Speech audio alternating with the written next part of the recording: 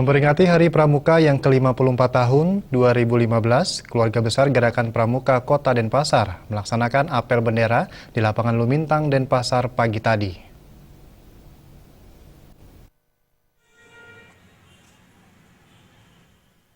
Ketua Kuartir Nasional Gerakan Pramuka dalam sambutannya yang dibacakan penjabat Wali Kota Denpasar, Anagung Gede Gria mengatakan, melalui Hari Pramuka dapat memotivasi semangat dan mempercepat kemandirian Gerakan Pramuka untuk mencapai keberhasilan dalam upaya pembentukan karakter kaum muda sebagai calon pemimpin bangsa yang andal dan lebih baik di masa depan.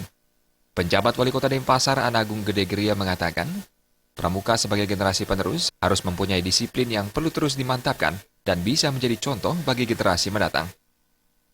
Di samping itu juga ke depannya nanti bahwa Pramuka ini merupakan generasi penerus kita. Bisa kita melaksanakan suatu apa yang diinginkan sehingga terwujud cita-cita pembangunan kita di Indonesia terutama disiplinnya harus tetap kita mantapkan. Nah, mudah-mudahan dengan kita belajar disiplin mulai hari ini, mudah-mudahan generasi muda kita, anak-anak kita bisa menulari kepada generasi yang akan datang.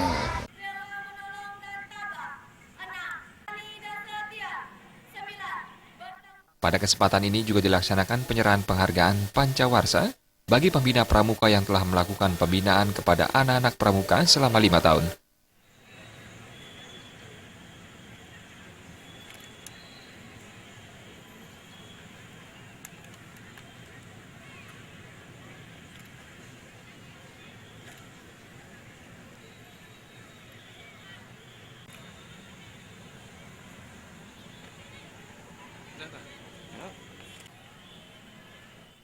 Bayudi dan Joko